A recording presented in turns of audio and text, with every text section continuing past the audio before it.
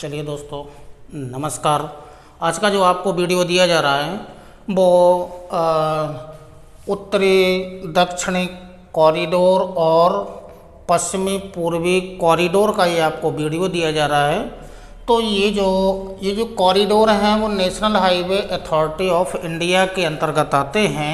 इसका शॉर्ट में नाम है NHAI, निहाई के नाम से इसे जाना जाता है। ये जो NHAI जो है वो रोड ट्रांसपोर्टेशन एंड जो हाईवे है इस मंत्रालय के अंतर्गत ये जो संस्थान है NHAI इसके अंतर्गत आता है। यानी कि मंत्रालय का नाम क्या है, रोड ट्रांसपोर्टेशन एंड हाईवेज है, इसके अंतर्गत आता है।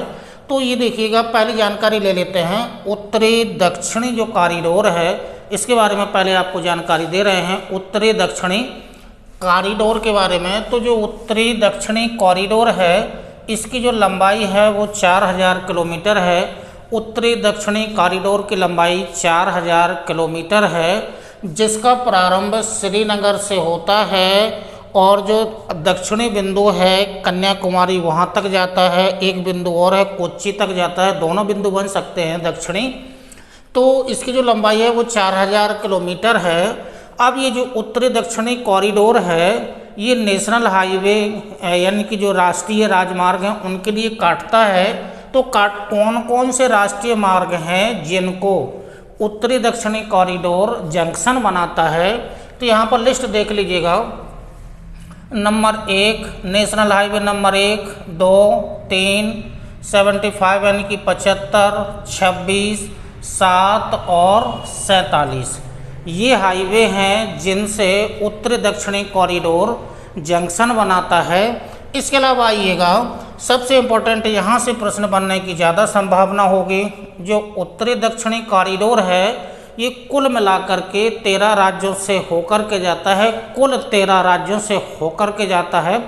इसमें केंद्र शासित प्रदेश भी हैं और पूर्ण राज्य भी हैं। तो थोड़ी लोकेशन देख लीजिएगा। कुल राज्य कितने हैं? 13 हैं। इनमें से 3 तो केंद्र शासित प्रदेश हैं। 3 जो केंद्र शासित प्रदेश हैं, जम्मू कश्मीर वाला क्षेत्र है, चंडीगढ़ है, दिल्ली है। यहाँ भी आपको डायग्राम में दिखा रहे हैं लोकेशन में। 3 केंद्र शासित प्रदेश हैं, जम्मू कश्मीर से, चंडीगढ़ से और दिल्ली से। ये 3 केंद्र शासित प्रदेश हैं। इसके अलावा जो 10 पूर्ण राज्य हैं, ये 10 पूर्ण राज्यों से होकर के उत्तरी दक्षिणी कॉरिडोर गुजरता है। राज्यों के नाम देखिएगा, पंजाब, उत्तर प्रदेश, मध्य प्रदेश, राजस्थान, महाराष्ट्र, तेलंगाना, आंध्र प्रदेश, कर्नाटक, तमिलनाडु, केरल। ये 10 पूर्ण राज्य हैं जिनसे होकर के उत्तरी दक्षिणी कॉरिडोर होकर के गुजरता है और 3 केंद्र शासित प्रदेश हो गए हैं। इसके अलावा थोड़ी सी लोकेशन देख लीजिएगा। उत्तरी दक्षिणी कॉरिडोर किन किन शहरों से होकर के गुजरता है वो लोकेशन ज़्यादा इम्पोर्टेंट है। तो शुरुआत करते हैं, देखिएगा शुरुआत कहाँ से होगी। श्रीनगर इसका उत्तरी बिंदु है, श्रीनगर से इसकी शुरुआत होती है, यानी कि उत्तरी बिंदु श्रीनगर है। श्रीनगर से आएगा वैष्णो देवी, वैष्णो देवी से जम्मू, जम्मू से ये चूँकि जो तीनों नगर हैं या जो तीनों स्थान हैं, श्रीनगर, वैष्णो देवी, जम्मू, ये जम्मू कश्मीर राज्य के अंतर्गत आते हैं। फिर इसके नीचे आइएगा जालंधर, अंबाला, जालंधर, अंबाला, चूँकि ये जो शहर हैं वो हरियाणा के, उसके बाद कुरुक्षेत्र, उसके पंजाब के हैं, उसके बाद कुरुक्षेत्र, सोनीपत, और सोनीपत के नीचे आएंगे। तो अब यहाँ से देखिएगा, जो सोनीपत के नीचे आएंगे तो आपको मिलेगा दिल्ली मिलेगा। और यहाँ जो अंबाला है, अंबाला के जस्ट पास में ही यहाँ पर आपको चंडीगढ़ मिलेगा। तो ये जो बिंदु है यहाँ पर ये चंडीगढ़ वाला बिंदु है, यानी कि चंडीगढ़ है ये चंडीगढ़ वाला है। तो चंडीगढ़ एक केंद्र शासित प्रदेश हुआ, दूसरा केंद्र शासित प्रदेश दिल्ली हुआ, और यानी कि जम्मू कश्मीर, चंडीगढ़ और दिल्ली ये 3 केंद्र शासित प्रदेश हुए जिनसे होकर के उत्तरी दक्षिणी कॉरिडोर यानी कि इससे इन राज्यों से होकर के प्रभावित होता है, यानी कि निकलता है।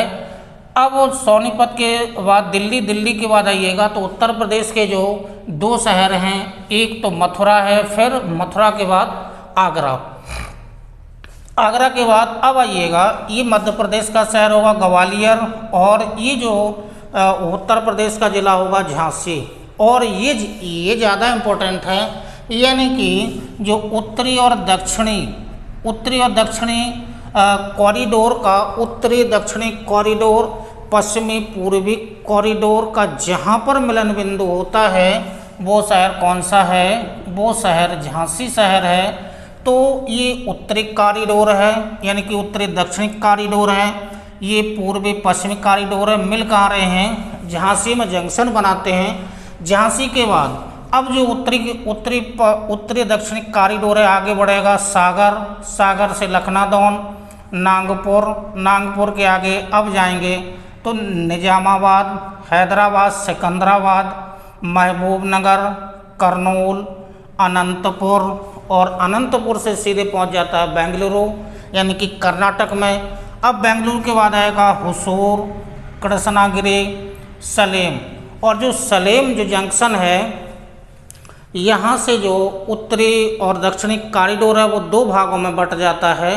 तो अब दक्षिणी बिंदु इसके दो बन सकते हैं कि जो सलेम से सीधे जाएंगे तो पहुँचेगा मदुरई से होकर के थिरुन्नेलवेली, और थिरुन्नेलवेली से सीधे कन्याकुमारी। तो ये दक्षिणी बिंदु है।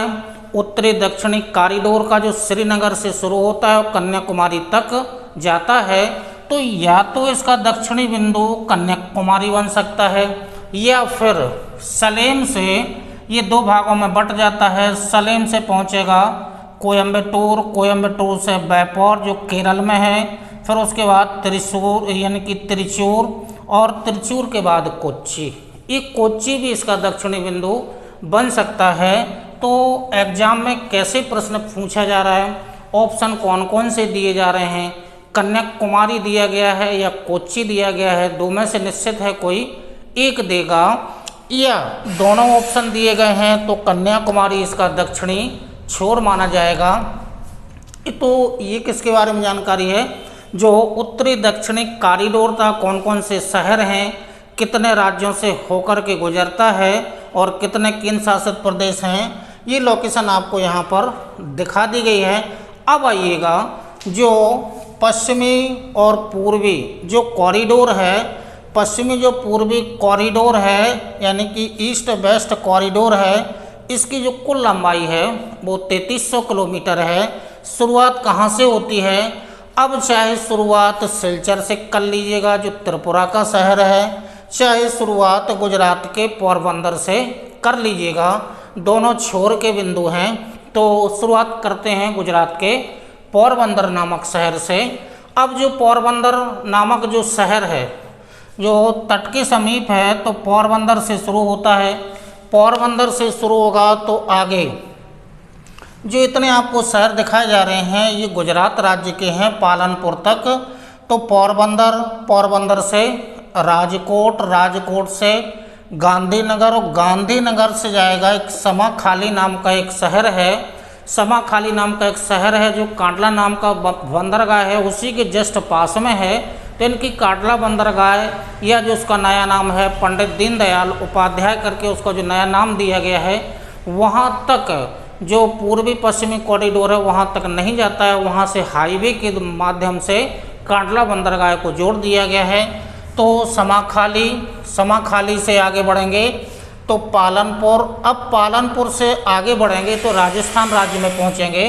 तो जो राजस्थान राज्य के हैं माउंट आबू से उदयपुर से चित्तौड़गढ़ से कोटा से अब मध्य प्रदेश में शुरू करेंगे तो मध्य प्रदेश में शिवपुरी, और शिवपुरी के बाद जो उत्तरी दक्षिणी पूर्वी पश्चिमी कॉरिडोर का जो जंक्शन था झांसी, वहाँ से होते हुए आगे प्रवेश करेंगे उत्तर प्रदेश में। तो झांसी से सिकंदरा से कानपुर, लखनऊ, गोरखपुर। अब यहाँ से प्रवेश करेंगे तो बिहार में तो मुजफ्फरपुर, पूर्णिया, इस्लामपुर। इसके आगे प्रवेश करेंगे तो जो पश्चिम बंगाल वाला जो क्षेत्र है, तो पश्चिम बंगाल में सिलीगुड़ी, और सिलीगुड़ी से थोड़ा उत्तर में है कलिम्पोंग नाम का एक छोटा सा स्थान है, यानी कि शहर है कलिम्पोंग तक। अब कालिम्पोंग से पश्चिम बंगाल के बाद अब यहाँ से प्रवेश करेंगे असम राज्य में। तो जो असम राज्य में जो गुवाहाटी है यहाँ यानी कि गुवाहाटी पड़ेगा। अब गुवाहाटी से थोड़ा दक्षिण में जाएंगे तो मेघालय राज्य से होते हुए, बहुत कम सीमा लगती है, यानी कि मेघालय राज्य से होते हुए सीधा पहुँचेगा यानी कि त्रिपुरा राज्य में। और त्रिपुरा राज्य का जो यानी कि इस कॉरिडोर का जो अंतिम बिंदु है वो सिलचर है, यानी कि त्रिपुरा का सिलचर नाम के शहर तक है यानी कि शहर तक है। तो ये जो पूर्वी पश्चिमी कॉरिडोर जो आपको दिया गया है, कौन कौन से शहर हैं और किन किन शहरों से ये कॉरिडोर होकर के गुजरता है।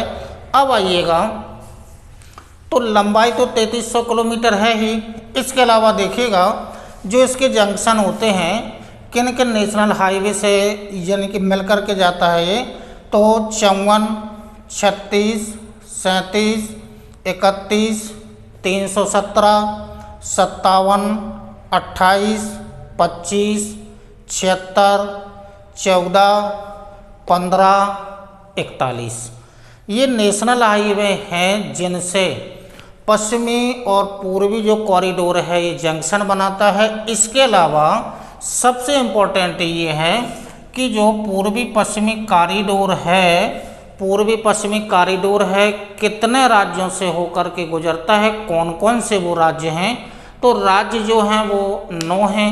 इसमें केंद्र शासित प्रदेश यानी कि यह है केंद्र शासित प्रदेश से होकर के नहीं गुजरता है। उसके बाद राज्य 9 हैं, नाम देखिएगा, गुजरात, राजस्थान, मध्य प्रदेश, उत्तर प्रदेश, बिहार, पश्चिम बंगाल, असम, मेघालय, त्रिपुरा। तो यहाँ पर 2 राज्य मध्य प्रदेश और उत्तर प्रदेश ऐसे आए हैं जिनसे पूर्वी पश्चिमी उत्तरी दक्षिणी कॉरिडोर होकर के गुजरता है। या और भी राज्य होंगे, जैसे वहाँ पर राजस्थान है तो यहाँ पर भी राजस्थान है, ठीक है। तो राजस्थान, मध्य प्रदेश, उत्तर प्रदेश ये ऐसे राज्य हैं जिनसे होकर के पूर्वी पश्चिमी उत्तरी दक्षिणी कॉरिडोर होकर के गुजरता है। तो ये जो आपको डायग्राम दिया गया है, जो national highway authority of India है, इसका कार्य नेशनल हाईवे का भी है और ये नेशनल हाईवे भी इसके अंतर्गत आते हैं। इसके अलावा जो उत्तरी पश्चिम यानी कि उत्तरी दक्षिणी पूर्वी पश्चिमी कॉरिडोर है, इसके अलावा एक भारतमाला नाम करके परियोजना बनाई गई है जो एक यानी कि चतुर्भुज के आकार की है। उसका समय मिलेगा तो आपको उसका अलग से वीडियो दे दिया जाएगा। तो ये उत्तरी पश्चिमी और उत्तरी दक्षिणी और पूर्वी पश्चिमी कॉरिडोर का ये वीडियो है। धन्यवाद, नमस्कार, जय हिंद।